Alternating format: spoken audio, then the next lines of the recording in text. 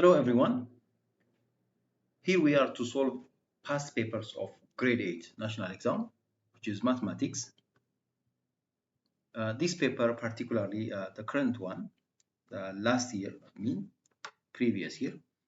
So the first question it says here, which one of the following is not applicable on the set of integer?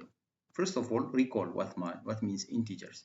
Integers are all valued numbers, negatives and positives. In a number line, the 0 will be at the middle. To the right side of the 0, all numbers are positive. It continues like increasing. To the left are negatives and they are decreasing, So all these all valued numbers without fraction, we call them integers. So addition, does it work? What does it mean? How do you check? You can take any two integers and add them. The result, always does it give you integer? That's the process. For example, 3 take another number. You can take any number like 0. Add them. The result, is it going to be integer? Yes. If we take, for example, negative 7 plus 3, let's say, two numbers I took instead of 3 because we took already the 3, let's take 10. The result is going to be 3. Still, it's integer.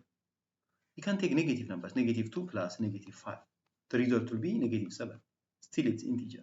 So if you take any two integer and add them, the result will be necessarily always integer. So we can say addition operation is closure under the set of integer, or we can say it is applicable under the set of integer, the same.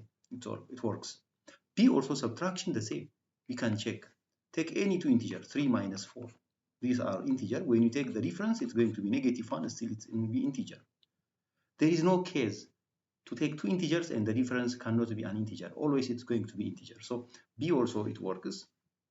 But division, when you come to division, division is sensitive. It doesn't work this time because if you divide 2 by 3, you will not get a whole valued result. It's going to be 2 over 3 or it will be decimal. Decimals and fractions are not integer, so this doesn't work. Or another number, for example, 3 divided by 0, you can say. 3 divided by 0, it's going to be undefined when it's not a number. Dividing by 0 has no meaning mathematically. So the division doesn't work under the set of integer, not only integer, in rational number also. So that the answer is going to be multiplication. Also, it works like addition and subtraction. The next question, it says, which one of the following number is between 2 over 9 and 1 over 4, it says. So this one, to do it easily, first of all, change the decimals into fraction. Which decimal is harder to, it need process? The first one, 2 divided by 9, you have to divide by 9. 2 divided by 9, you can't, so 0 point and give 0. 20 divided by 9, it is 2 times, because 2 times 9 will be 18. What is the remainder? 2, again give 0, 2 times 18, it continues. So that the outcome, the first number will be 0.22. What about the other? 1 over 4 is the same as 0.5. 1 over 4 is like a kind of common number. You can divide and check actually, but 1/4 means it's quarter. Percentage, 25%, it means 1 over 4. So you need to know that 25% means 0.25, decimal form 0.25. So our focus this time, which fraction from the given choice, which fraction is found between this interval, we have to check. The first one, it's very simple to check because it's over 100. Dividing by 100 and by 10, it's very simple, I hope, because shifting the decimal. For example, 2 divided by 10 means, it's going to be 0.2. If you say 2 over 10, 100, it will be 0.02, just shifting. So denominators 10 and 100 will be very simple to divide and to change into decimal form. Therefore, the first one is 23 over 100 means 0.23. Is this number found between this interval, in the given interval? Yes. 0.23 is found between 0.22 and 0.25. So the answer will be A.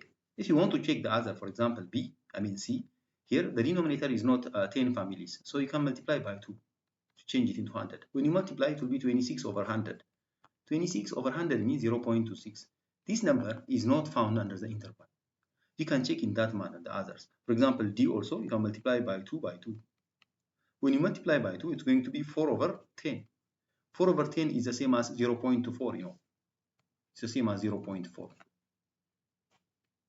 Again, 0.44 is not under the given interval. What about B? B, to change into 10 families, it will be somehow difficult, but what to do? You can divide first of all by 9, denominator and numerator, because the denominator is going to be 10. But the upper part dividing by 9, you have to do it by the longer division process. Like 19 divided by 9. When you do 2 times 9 will be 18, remainder 1, put a point, 0, again 1 times 2.1. It's going to upper part will be 2.1. Now 2.1 divided by 10 will be 0.21 again. It will be 0.21. 0.121, it is not under the given interval. So anyways, the A will be the simpler one. To save time, you don't have to do everything. If you are sure, like dividing the numbers, if you are sure, you can answer A and you can proceed to the next one to save time. The next question, it says, which one of the following is not true? For example, the first one, A times B times C is equal to, this is associative property, 2 times 3 times 4, okay? When you multiply 3 numbers, you can multiply them in any order. First, you can multiply the first 2 numbers and with the third one, or you can say 2 times 3 times 4. You can multiply the last 2 first, and with the first one, it's okay. So addition and multiplication are associative. Yes, this is associative property of multiplication. Associative property of multiplication, it works. B, A multiply with B plus C means A can be distributed because it's multiplication. Multiplication is distributive over addition, it's okay. Because it says A times B plus A times C, as you see. The A can be distributed. So we can say here, multiplication operation is distributive. Distributive over addition. Because choice C also the same. Left side distribution, because the C is distributed over addition. C times A, as you see, plus again C times B, it's okay. But when you come to D, it is the question is, I mean, the choice D is trying to distribute addition over multiplication. No, addition is not distributive over multiplication. We can say here, the first one here, this times. The next one, addition is not distributive.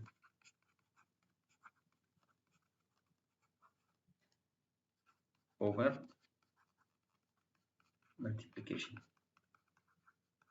You can say, so the answer is going to be necessarily D. Okay, let's go to the next question. The next question it says here, as you see, fraction, addition and subtraction. First, we have to do the bracket part. The bracket part, in the bracket part, there is a mixed fraction. First, let's change it. 2 multiplied by 2 first. 2 multiplied by 2 will be 4 plus 1, which will be 5. 5 over 2 times 3 over 5. The bracket part is going to be written in this form first. So when you multiply fractions, you can simplify diagonally. You can cut 5 by 5. And what left is going to be 1, this is going to be 1. So what remains here, we can have 3 over 2 only. Now we will add this 3 over 2 with the first fraction that we have. The outer fraction we do have is 3 over 4 plus 3 over 2. To add these two fractions, the denominators are not the same, but we can multiply this one by 2 and by 2 to make the same. This is going to be 3 over 4 plus 6 over 4. So now the denominator is the same, means we can add the numerator 9 over 4. But 9 over 4 is not in the choice there. So you have to change it into mixed fraction and check. 9 divided by 4. 9 divided by 4 will be 2 times. 2 times 4 will be 8. What's the remainder? 1. Then we'll take the remainder and the quotient will be written as a whole part. So 2 full 1 over 4 will be the answer. That's going to be A. Next question. The next question it says, the sum of the salaries of 2 brothers is 4,820. The salary of the younger is 3 times the salary of the elder. That means there are 2 brothers. We can say elder and younger. But the younger one, it says 3 times. So we can write them simply, elder and younger. So the elder and the younger, we can say. So it says, according to the equation or the statement, it says the salary of the younger is 3 times the salary of the elder. So if the elder is 3x, the younger will be 3x. Try to focus on the statement here. This is a key part. The salary of the younger brother is 3 times the salary of the elder. That means if the elder brother is x, the younger one will be 3x. Because which one is large, much more? The younger one. But the sum of the two will be given to you. That means x plus 3x is given to you 4,820. That means 4x is equal to 4820. Then divide by 4 both sides and get x. So the x value will be 1205. So what is asked? What is the salary of the elder? The elder one is already x. That is 1205. We got it already by dividing this number. How to divide? You have to take time, maybe, if you don't know. Like what? How I did it fastly. How I did it quickly. First of all, 4 divided by 4 is just 1. Again, 8 divided by 4, 2. But 2 divided by 4, I can't put a 0, and 20. 20 divided by 4 will be 5. That's how I did it. So the answer necessarily will be A. Next question. It is linear equation with one variable. It says 2x minus 3 in bracket x minus 4 is equal to 2 in bracket 3x minus 1. So first of all, remove the bracket. 2x minus 3x, I'm distributing here. I'm multiplying this one with this and this with this. Don't forget that. Then plus 12, because negative times negative here. Again, the same thing here, do it. It's going to be is equal to 6x minus 2. Then finish it, this one. It's going to be negative x plus 12 is equal to 6x minus 2. Then collect, bring this one to the left side. Negative x minus 6x is equal to, shift this one to the other side, negative 2 minus 12. Here, negative 7x is equal to negative 14. Okay, that means negative 7x is equal to negative 14 means divide by negative 7 both sides. So what will be the value of x? X is equal to 2 will be the answer, which is found at B. Next question, it is an inequality. Again, x is an element of natural number. Don't forget this restriction. Our answer must be natural number. So what is the inequality? 3 in bracket x plus 1 and minus 8 is less or equal to x. First, remove the bracket like I did before. So what to do? Multiply this with this with this. So 3x plus 3 minus 8 is less or equal to x. Then collect, bring the x family to the left side and the constant to the other side. So 3x minus x is less or equal to, when you shift them, 8 minus 3, because the negative will be positive and the positive will be negative. Here, 2x is less or equal to the difference 5. So divide by 2 both sides. What will happen? X will be less or equal to 2.5. 5 over 2 means 2.5. So what are the natural numbers less than or equal to 2.5? First of all, 0 here, 1, 2. Instead of number line. Natural number, what are natural numbers? They are 1, 2, 3, it continues. But 2.5 is found between 2 and 3. So what are the natural numbers? Less than 2.5, just 1 and 2. So solution set will be just 1 and 2. So the answer will be A. Next question. It says Matthias and Tedios sold 297 books. The ratio of the number of books sold by Matthias to Tedios is 3 to 8. What is the number of books sold by Matthias? This kind of question, how to do? Just give them same variable for this ratio, like 3x to 8x. The 3x represent for Matthias, and the 8x represent for Tedios, because it says Matthias to Tedios. But the sum of together, how many they sold? 297. That means I can add these two now. 3x plus 8x is equal to 297. So when you add them, 11x is equal to 297. Then divide by 11. Then get x, because this x is our x. When you divide, 29 divided by 11 will be 2 times. What remains? 7 remains as a remainder. 7 to be 77 divided by 11 will be 7. That is x value. Once you have the x value, what is asked? What is the number of books sold by Matthias? The Matthias ratio is 3x. So we need to find the Matthias is equal to 3x, which is 3 times 27. When you multiply, it's going to be 81. So Matthias sold 81 books.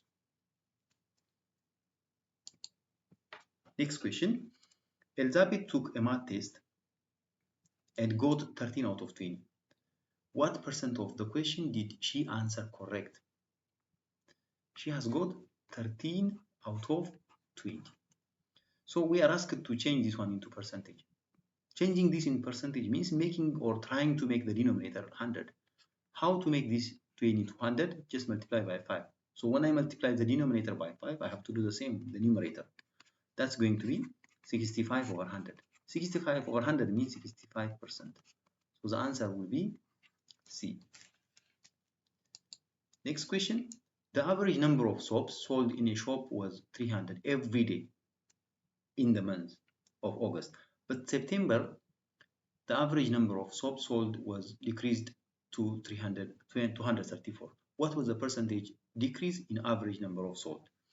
What to do? Remember, percentage increment and percentage decrement. Percentage increment or decrement, both the same formula. What the formula? Change over original times 100%. This is what the way what to do here. So now the average number of sale is decreasing, as you see. It was 300, become 234. So what is the change? First of all, we have to get the change. The change is equal to 300 minus 234. That's going to be 66. This is the change. So what is the percentage of decrement? Obviously, it decreases. So percentage decrement, according to the formula, is equal to 66 over the original one is 300. Times 100%, you have to make it. So you can cut 2 0 here. Then by 3, that's going to be 22. 22% will be the average decrement. I will repeat this question once. The average number of soap, which is sold in August, it was 300. In September, it became 234. That means it decreased, obviously, as you see. So what is asked? What is the percentage decrement? What to do? Formula here it is. Percentage increment or decrement? Both the same. Change over original. The change means might increase or decrease, but this time it decreases. So I have to take the difference. 300 minus 234, it becomes 66. So I will divide this by the original. The original means the first one, that is 300. Over 300, then multiply by 100%. So I cut the 2 zeros as you see here. Then over 3 left, 66 divided by 3 will be 22%. That's the way how to do. The first 10 questions are here. I will come back with the next 10 questions and the remaining also. Thank you for watching.